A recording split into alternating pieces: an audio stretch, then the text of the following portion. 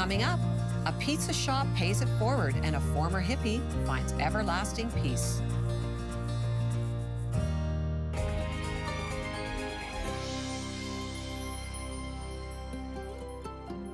Welcome to the 700 Club Canada. As you can see, I have a new guest co-host today joining me, Shireen Spencer. I'll tell you, Shireen, I had to condense this, okay, because you wear many, many hats. You're a wife, a mom, a pastor, a worship leader, a speaker, and an author of 2 books. That's amazing. Well, we're honored to have Shireen guest hosting with us this week. So, Shireen, I have a few questions for you. Want to get to know you. Tell us a little bit about your family.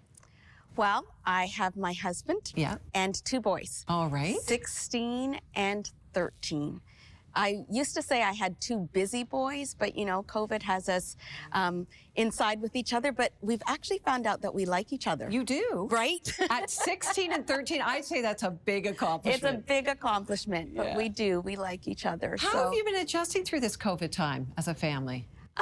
We've actually looked at this time as a family as a time to just make the best of whatever it is. So we have done a lot of new things, like the boys have now had to be in charge of a meal once a week each. So the boys have been cooking dinner once a week each, picking the day they want to do it and the meal that they want to cook. And I love it. We have enough space in the house that we're spread out. So online schooling, online work, because my husband's been working from home this entire time. Wow.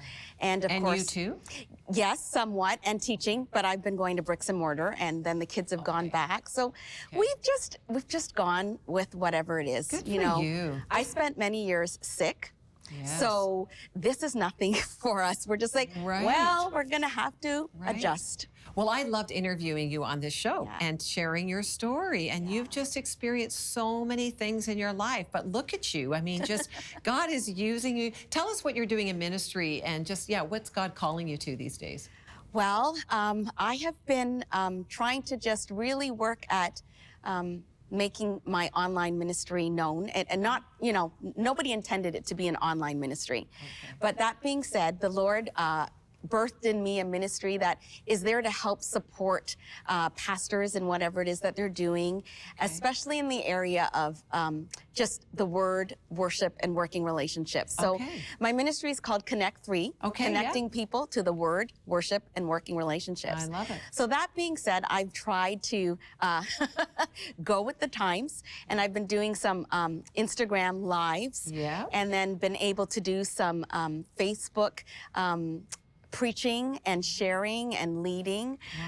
The Lord, like we said, I've written 2 books. So my husband and I just wrote a marriage book. And so that's been... We're gonna have to hear more about that while you're hanging out with us. So I've been busy doing a lot of things and doing marriage ministry with Family Life Canada. So there are just a lot of things the Lord is saying to me, just minister where the doors open. And you know what I love about you is, like, I mean, God is still at work, right? Yes, he is. And no matter COVID, no matter what's going on, you are on mission. Yes, I am. And that's really the only way to live. Yeah. You know, and I love that about you. And I was part of your Instagram Live. We did an Instagram. It was so much fun. It was so much fun. I know. Okay, so tell me, like, what's God personally teaching you right now? Because he's always teaching us something. He is always teaching us something. And I think for me that the lesson has been how to just let go and let God. You know, a few years ago, it was more of just letting go and letting God in terms of holding on and just trusting whatever it is, trust the process.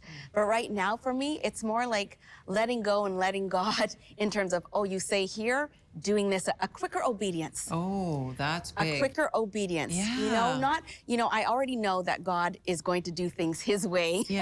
But it's now more like, okay, don't second guess that. Don't overthink that. Don't question that. Just walk through that open door. Or, you did hear him right. And if you didn't, he'll fix that.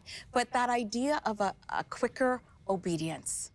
for You know me. what? I think that's a word. I really think that's a word. Seriously, Yeah. I feel like God's teaching me the same thing. Yeah. And I find when God's at work, he's teaching one person one thing. There's a theme that resonates. It's Yes. moving through the kingdom. Yes, I and think so. quick obedience. I mean, we've had to pivot, we've had to change, That's we've right. had to adjust in these times.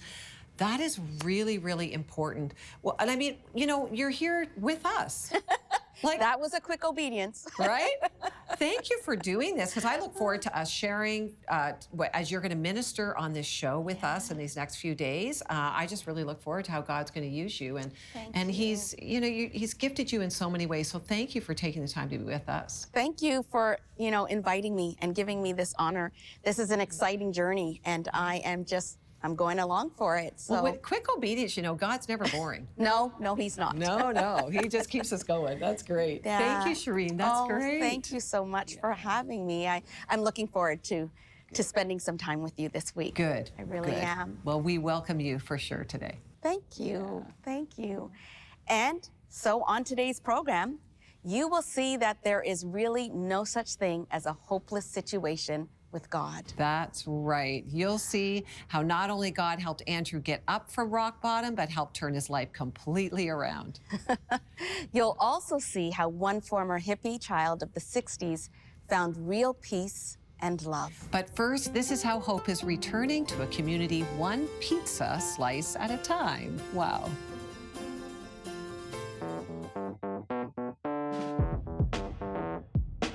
I've been homeless on and off for the past 5 years. So it really sucks. But at least I know I can look forward to 11 o'clock when I know I can get some fresh hot pizza.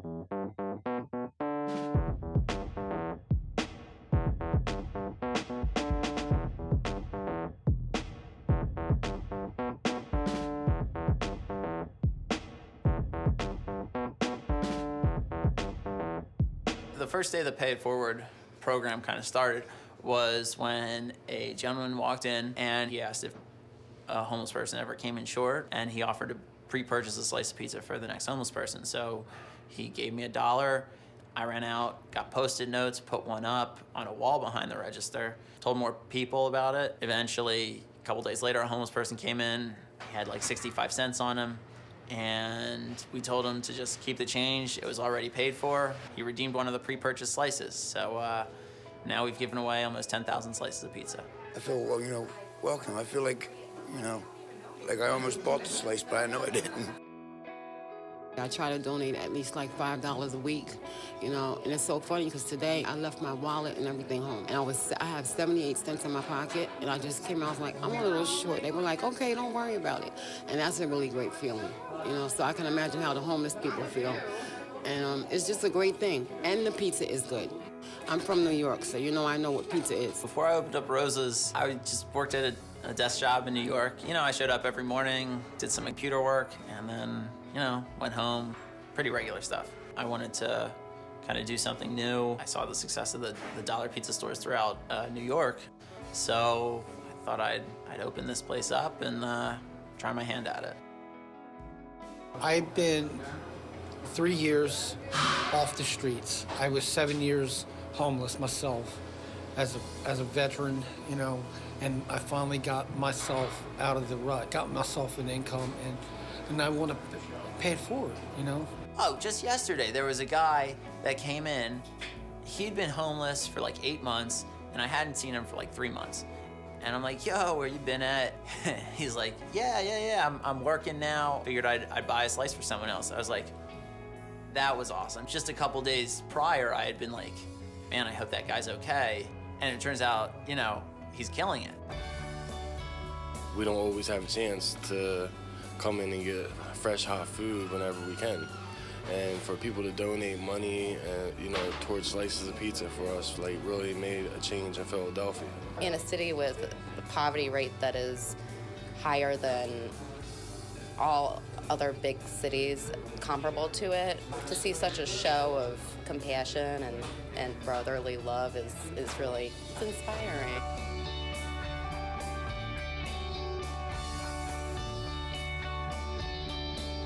I think it's pretty cool how powerful something this kind of small and simple can be. From Marine lieutenant in the Korean War to building a global ministry, Pat Robertson reveals how God has directed him every step of the way. In his latest book, I Have Walked with the Living God, Pat Robertson shares his personal journey of faith and how an ordinary life can become extraordinary when surrendered to God. In this highly acclaimed book, you'll learn the keys to receiving daily favor, wisdom, and blessing, how to overcome setbacks and lean on God, how you can hear from God in your own life. Plus, enjoy fascinating untold stories from Pat's experiences in business and the political spotlight. Discover how life with God can be exhilarating and full of promise. Get your copy of I Have Walked with the Living God when you become a 700 Club Canada partner. Call or go online today.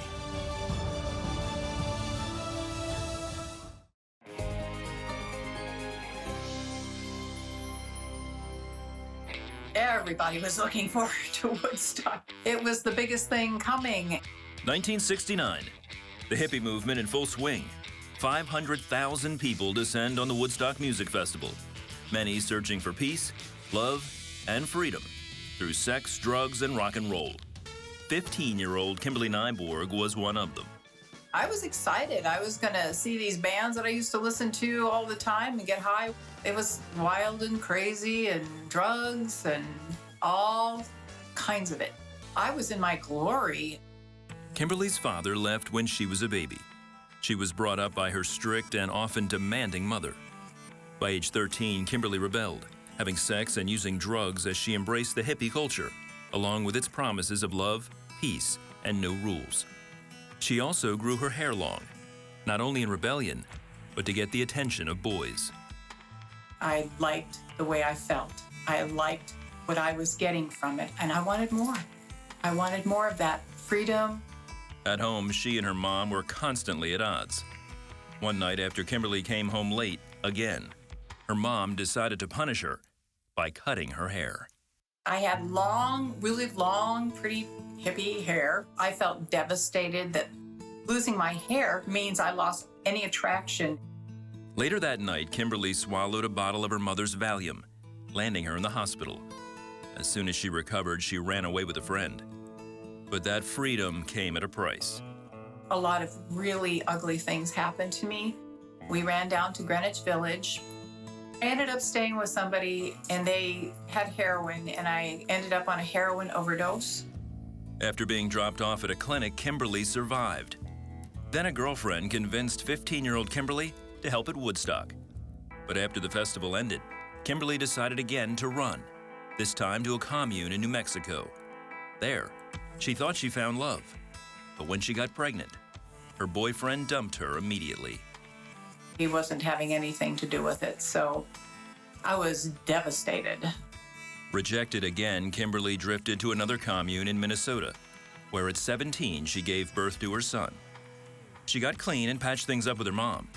But for the next 13 years, Kimberly bounced from one relationship to another. By age 30, she had 3 children, had been married and divorced to an emotionally abusive man, and was feeling the weight of her many mistakes, one of them being an abortion at age 19. I felt despicable, never happy with anybody I was with, doing things like, having an abortion.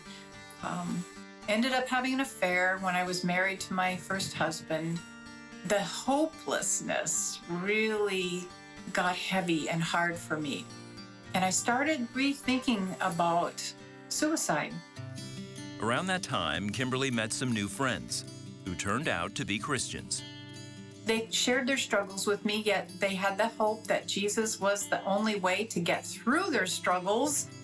Then in February of 1984, they introduced her to a show called the 700 Club.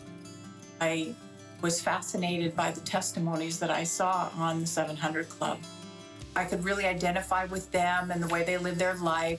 My heart went, well, if you're really real and you can help those people, can you help me? And that's when Pat Robertson said, if you identified with that story and you would like to ask Jesus into your life, he says, I want you to pray with me. Let's pray right now, wherever you are, Father. And so I did. And I received Christ that day. Well, I found my father. I found my perfect father. I found someone to dance for, silly as that sounds. And that was healing for me. The following year, Kimberly married her boyfriend of 3.5 years. She says as she asked forgiveness for the abortion and many other things, God set her free. A big part of that was forgiving her father. I forgave him for abandonment. It was huge. It was a weight that was lifted off of my shoulders. Kimberly has worked in Christian radio for the past 30 years and currently hosts a morning show. These days, Kimberly's focus is on her relationship with Jesus, who loves and accepts her unconditionally. He responds. He listens. He pulled me out of the miry clay I was in. I know that Jesus is always with me. I've given him permission to shepherd me and to lead me. It's just allowing him to wrap his arms around me and be loved, which was all I ever really wanted.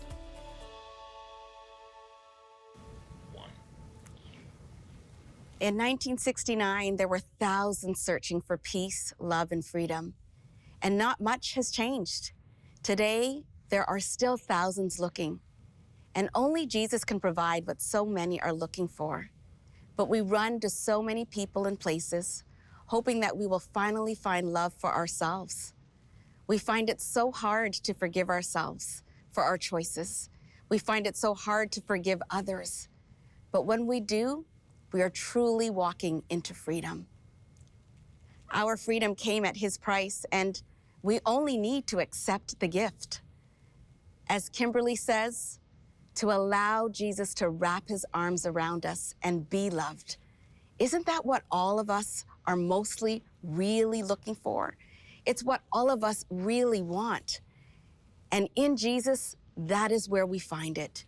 In his love, that is where we find the freedom that we've been looking for. Galatians 5:1 says, "It is for freedom that Christ has set us free. Stand firm then, and do not let yourselves be burdened again by a yoke of slavery." There's nothing that I can do to set myself free. I need Jesus, and you need Jesus. We all need Jesus. So many of our stories are so different, yet still the same. We are hurting and we are empty. We need healing and we need filling. And the only one that can do this is God. John 8:36 says, "If the Son sets you free, you will be free indeed." We can be free indeed in his love.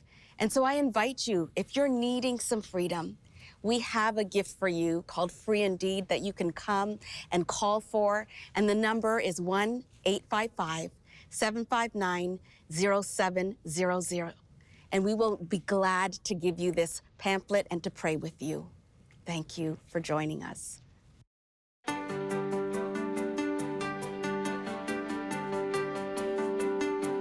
What do I enjoy most about what I do? Well, that's easy. I love connecting with people, especially when someone says, "I am so glad I can talk with you. I really need prayer." That's God's perfect timing. I talk with people all the time who want prayer for a family situation. Sometimes it's prayer for an emotional or physical need, or even a financial breakthrough. It's so amazing that I can share about God's love and encourage people. I love this Bible verse. For it is God who works in you to will and to act in order to fulfill his good purpose. God is at work. I've seen him answer prayer. Won't you call today? 1-855-759-0700. God bless you.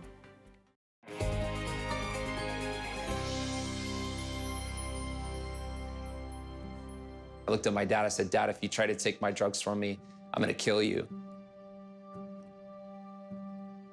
I grew up in a traditional Southern American family. We went to church regularly, and when I was 8 years old, I was actually baptized at my church.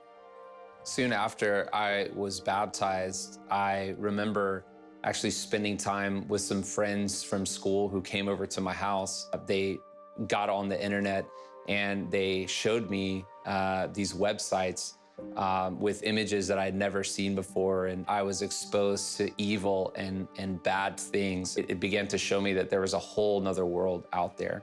After having those experiences at 8 or 9 years old, I really found myself going down a path of anger and depression, and started rebelling from my parents and rebelling at school and getting in trouble.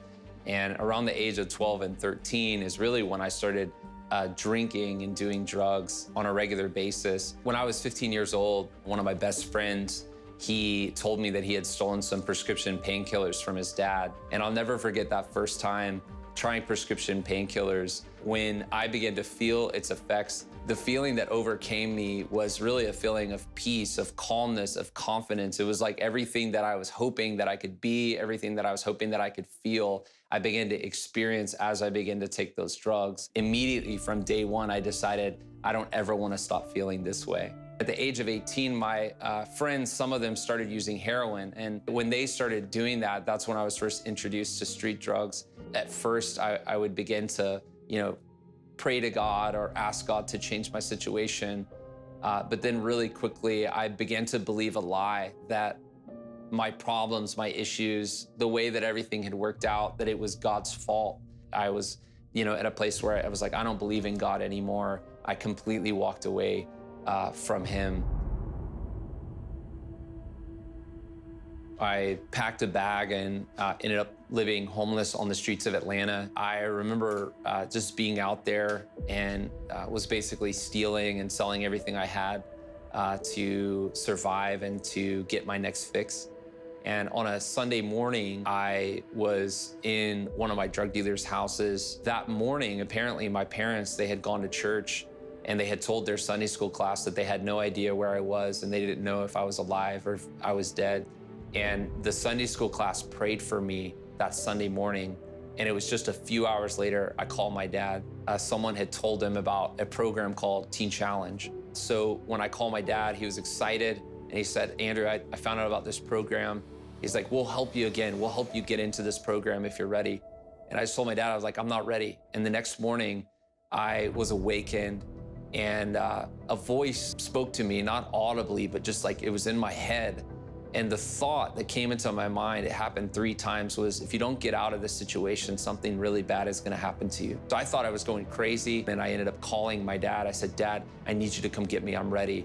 So my dad ended up coming into the city, and he was looking around for me. And by that time that he got downtown, I had already changed my mind, and I had gone and bought more drugs, and I was hiding behind an abandoned house. And when my dad found me, he ended up coming back behind this abandoned house, and I looked at my dad, I said, Dad, if you try to take my drugs from me, I'm gonna kill you. My dad said, I'm not gonna take the drugs from you. He's like, son, I love you. I just want you to come with me. And my dad sat there and he watched me for the next 30 minutes as I used all the drugs that I had on me. And finally, I just laid the needles down. I put the crack pipe down and I just said, all right, Dad, I'm ready. Got in the car and my dad took me to a detox, and then they got me into a Teen Challenge program. When I got into the program, I was really angry with God. I wanted nothing to do with Christians or with church or with the Bible. And suddenly I was immersed into an environment that was full of Christians and the church and the Bible. And I actually really hated being at Teen Challenge. And I broke all the rules, did everything that I wasn't supposed to do, and I ended up getting in trouble. And Sunday evening, one of the staff members came up to me and he just began to talk to me. And as he talked to me, he began to tell me that God had a plan for my life that was greater, that God was gonna use me, that God had all these amazing things in store for me. As he was saying it, I began to actually experience, I don't know how to explain it, I just started to experience God's love. I felt it, I knew it, it became real. I began to have this understanding like, wow, God's close to me. He loves me in spite of my wickedness, in spite of my failures, in spite of me actually even in my heart hating him, he still loved me. I got on my knees and I just said, God, I surrender. I'm gonna stop fighting what you've been trying to do in my life. I'm gonna give you my life. I'm gonna give you my heart. I completed the program and I ended up, really growing in the Word of God, learning the Word of God, was discipled, I was challenged. My selfishness, my desire to do things my own way, all those things were challenged as I was growing in the Lord, and God really started to shape me and transform my life. Today, I lead a ministry called Take the City. We have an opportunity to share the gospel with thousands of people, not only here in our city, but all over the world, where we help to train and equip others who have a passion to reach the lost.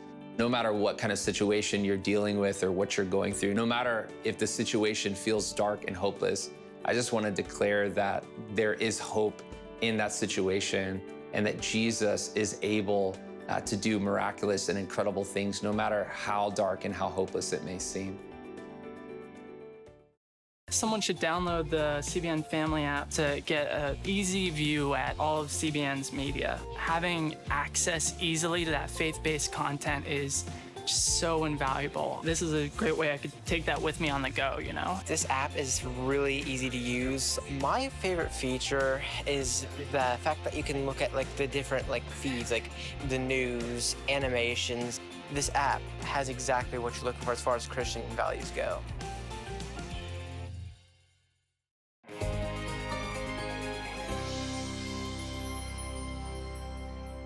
Well, I sincerely want to thank you for watching. I mean, what a privilege it is to come into your homes or wherever you're viewing and to share the gospel and incredible stories with you. Maybe you've been watching for a while and think, I think it's time to partner. Well, let me tell you, we would so appreciate it. For only $20 a month or your best gift, you can become a 700 Club Canada partner. And this is our thank you gift to you. This is an amazing autobiography by Pat Robertson. I've read it. I've loved it. There's so many great, helpful lessons in it for you. So why don't you give us a call, 1-855-759-0700, if today's your day to partner. Well, Shireen, it's been a privilege to have you with us today. Thank you. I just love your heart. And you know what's really exciting is some of our viewers send in comments. Yes. So why don't you share Lois's comment with us? Well, Lois says to us, God bless you all there for your prayers when we need them, and for the wonderful work that the Lord has entrusted you to reach souls. It is a wonderful work, isn't it? Yes. And Mika said, I'm grateful for all your teachings, and I listen to them over and over again. The one you just sent at just the right time when I needed encouragement. Thank you. Mika, that means so much to us. You know, we never know who's watching or when they're watching, right? No. And this is the power of the Holy Spirit as he works through us. So like you mentioned at the top of the show, you're learning a lesson about quick obedience. Yes. That really spoke to me. Yes. Why do you think that's so important?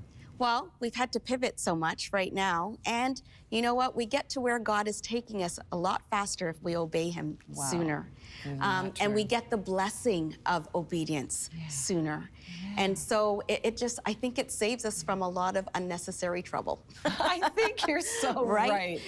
It's so right. When you stay in step with God, he's always going in the right direction. That's right. That's right. He is so faithful. He is. Never hopeless with him, right? Yeah, that's right. And we've certainly seen that today. Romans 5:5, our power verse today reminds us of that. And hope does not put us to shame because God's love has been poured out into our hearts. Through the Holy Spirit who has been given to us. And the Holy Spirit is for you. And so we say thank you for joining us today on the 700 Club Canada. Come back and join us next time. God bless you. To contact us, visit 700club.ca.